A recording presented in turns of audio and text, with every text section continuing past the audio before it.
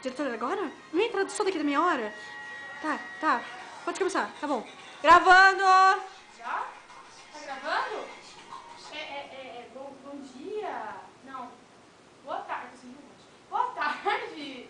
Enfim, estamos aqui no jornal...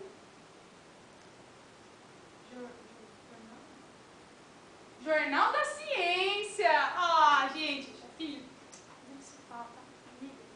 Esse aqui é o nosso patinho, Roberto dos Teclados. Hoje nós vamos mostrar para vocês uma reportagem que nós fizemos há um mês atrás, com nossos repórteres lá na Inglaterra, junto com estudantes dos Estados Unidos. Eles viajaram através do tempo. Europa. Foi muito chique. E nós vamos contar um pouco da história da Idade Média. E assim, seus companheiros. Boa noite, Bárbara, boa noite. Estamos aqui com o nosso cientista, Robertson dos Pianos, que é pai do nosso mascote, Robertson dos Teclados. Ele vai nos contar qual foi a sua invenção. Eu inventei a máquina do tempo. E agora nós vamos fazer uma viagem pelo tempo. Agora vamos à máquina. Tchau, mãe. Tchau, mãe.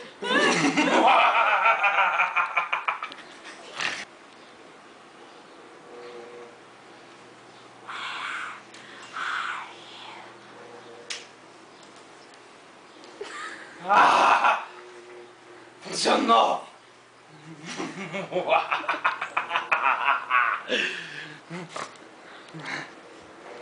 Onde estamos? No passado! Não funcionou tão bem como eu esperava. Para onde o senhor queria ir? Pro futuro, como eu disse antes.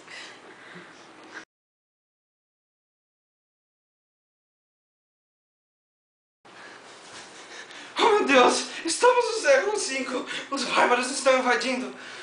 Olha ali! Um bárbaro como o meu Robertson!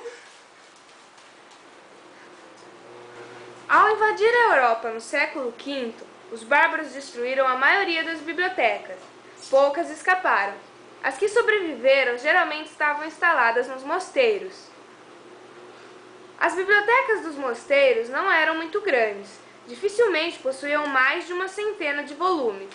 Os livros eram escritos em latim ou grego. Além da Bíblia e de livros religiosos, nessas bibliotecas encontravam-se também obras de filósofos gregos, como Platão e Aristóteles, e de escritores romanos como Cícero, Virgílio, Plínio e outros. Amém. Os monges tornaram-se assim as únicas pessoas a ter contato com as obras dos antigos pensadores gregos e romanos. E a Igreja passou então a monopolizar o saber durante toda a Idade Média, pois nesse período as pessoas não sabiam ler nem escrever. Somente os monges copistas conseguiram manter a tradição da leitura e da escrita.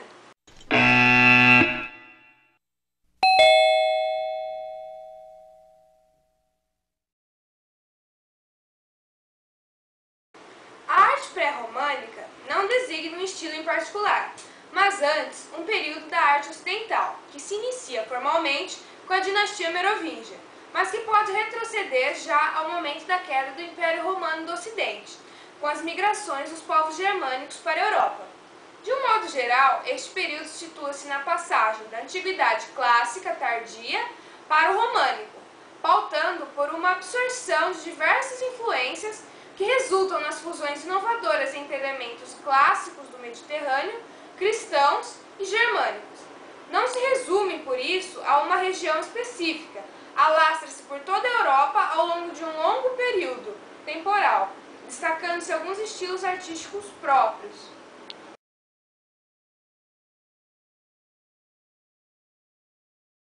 Arte românica é o nome dado ao estilo artístico vigente na Europa entre os séculos XI e XIII, durante o período da história da arte comumente conhecido como românico. O estilo é visto principalmente nas igrejas católicas, com construídos após a expansão do cristianismo pela Europa, e foi o primeiro depois da queda do Império Romano a apresentar características comuns em várias regiões. Até então, a arte tinha se fragmentado em vários estilos, sendo o românico o primeiro a trazer uma unidade nesse panorama. As igrejas foram construídas de acordo com dois estilos arquitetônicos, o românico e o gótico. A evolução do românico para o gótico representou uma renovação artística e expressou as transformações que estavam ocorrendo na sociedade feudal. No século XI, as igrejas românicas eram de pedra e suas plantas tinham forma de cruz. Nas aberturas das janelas e portas, usavam-se arcos redondos na forma de uma semicircunferência, típicos das construções dos antigos romanos, daí o nome românico. Como os arcos redondos são pesados, trazem o risco de desabamento. Por isso, a abertura das janelas é muito pequena. Daí resulta que o interior dessas igrejas era mal iluminado e, portanto, sua decoração por meio de pinturas era muito simples. A pintura não se destacou tanto quanto a arquitetura nesse período. Os principais trabalhos são a pintura mural, as iluminuras e as tapearias.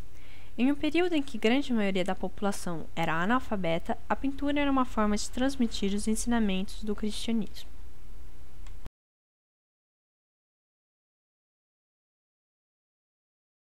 O estilo gótico? Não, esse não, sai daí, menino. O gótico designa uma fase da história da arte ocidental, identificável por características muito próprias do contexto social, político e religioso, em conjugação com valores estéticos e filosóficos, e surge como resposta à austeridade do estilo românico. Este movimento cultural e artístico desenvolve-se durante a Idade Média, no contexto do Renascimento do século XII, e prolonga-se até o advento do Renascimento italiano em Florença, quando a inspiração clássica quebra a linguagem artística até então difundida. O que caracteriza o estilo gótico são os arcos em forma de oval. Os arcos dessa forma oferecem menor risco de desabamento. Por isso, as igrejas góticas puderam ter mais e maiores aberturas para o exterior. Essas aberturas foram decoradas com vitrais, que proporcionaram a passagem de luz do sol. Por isso, ao contrário das igrejas românicas, o interior das igrejas góticas era claro e colorido. Ainda por causa dos arcos ovais, as igrejas góticas puderam ter paredes menos espessas e mais altas. A arquitetura gótica não é um momento de ruptura drástica com os ideais anteriores, mas antes uma assimilação de alguns elementos dependentes de diferentes fontes, metamorfoseada com um novo conceito de interpretação da arte religiosa. O estilo gótico é, para a sociedade da época, extremamente contagiante e persuasivo, ultrapassando por isso as barreiras da arquitetura religiosa e transportando-se para outras tipologias. Ao invés do românico, essas características construtivas encontram-se, embora em menores dimensões e exuberância, em moradias da burguesia, câmaras municipais, hospitais e outras construções, reduzidas, no entanto, a elementos de índole decorativa.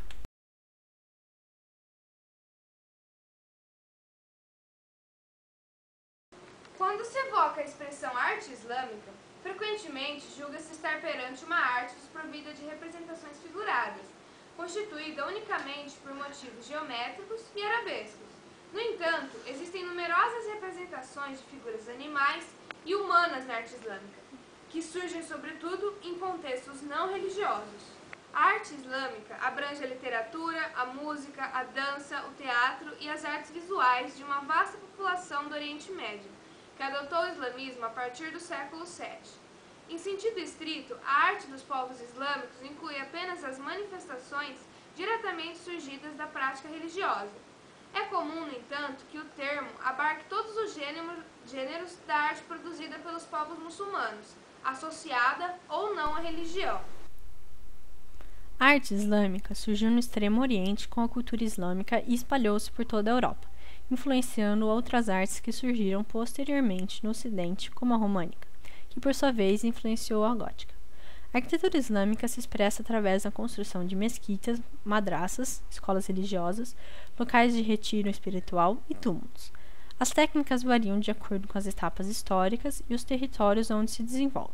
No centro do mundo árabe, as mesquitas seguem todas o mesmo padrão: um átrio, uma sala para orações, mas possuem decoração e formas diversificadas. A pintura islâmica é expressa por meio de afrescos e miniaturas. Infelizmente, poucas pinturas sobreviveram ao tempo em bom estado. Elas eram, em geral, empregadas na decoração das paredes dos palácios ou de edifícios públicos. Seus temas abrangiam episódios de caça e do cotidiano da corte. O estilo era análogo ao da pintura helênica, mas sofria também influências da Índia e da cultura bizantina, e também da chinesa. Os mais belos tapetes de toda a história da arte são persas e datam dos séculos XVI e XVII. Foram produzidos em Tabriz, Kashan e Herat, na dinastia dos Safávidas, feitos de lã, seda e outros materiais. Os tapetes persas, a exemplo do que ocorrera séculos antes com os turcos, tiveram grande aceitação no Ocidente. As artes visuais islâmicas estão geralmente desprovidas de expressões figurativas, constituídas em grande parte por elementos geométricos e arabescos. Uma rica diversidade de estilos e o uso de técnicas eficazes marcam as artes visuais islâmicas, essencialmente decorativas e coloridas. Os arabescos eram utilizados tanto na arquitetura quanto na decoração de objetos. A produção de cerâmicas, vidros, a ilustração de manuscritos e o artesanato de madeira ou metal também foram muito importantes na cultura islâmica. Voltei! Eu tô viva, eu voltei, eu acabei de chegar! Me belisca! Ai! Ai, foi mal. Gente, a nossa repórter Jéssica voltou viva daqui na nossa viagem que nós falamos agora. Depois de mostrar todos os bastidores pra vocês, encerramos por aqui. Fique agora com a sua novela, A Dinastia. A Dinas da sua tia. Se tu la parla miezza americano, quando si fa l'amore sotto la luna, Voltamos! come da bene in cave di I love you. Voltamos! Você me interrompe, entendeu? Para! Olha, deu pau! Mano, pronto. Fala qualquer coisa, Giovana. Fala qualquer coisa, pode falar. Oi! Não, fala mais coisa, ela tá te filmando, você vai falar só oi. Olha que bonita ela filmando. Olha o cameraman. Eu vou deixar assim só pra sua câmera. Ela é foda. Ela tá aberta. Olha seu cameraman. Põe a fita de cassete aí, vai. Eu até tirei minha câmera ali pra ser o cameraman. Deu, né? Chegou o momento, Dedé. O bote.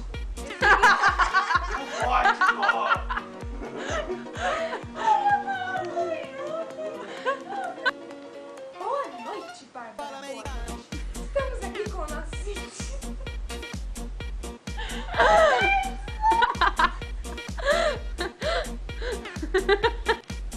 Boa noite, Mariana. Boa noite. Nós estamos aqui com o cientista. Bárbara. Isso é o microfone. Olha o microfone. Arte romântica é o nome dado ao estilo antigo. Eu falei, que microfone é esse?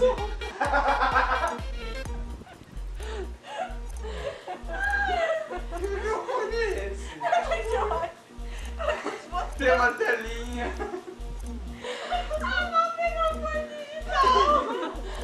Olha o microfone, Giovana.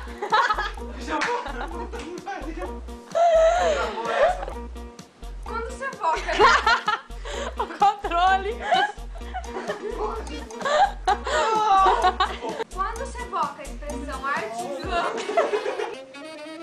Quando se evoca a expressão arte islâmica, frequentemente julga-se estar perante uma arte desprovida de representações figuradas, constituída Vai unicamente. dar um tapa no... Só falar. Bárbara. Sem Faz uma rahânico.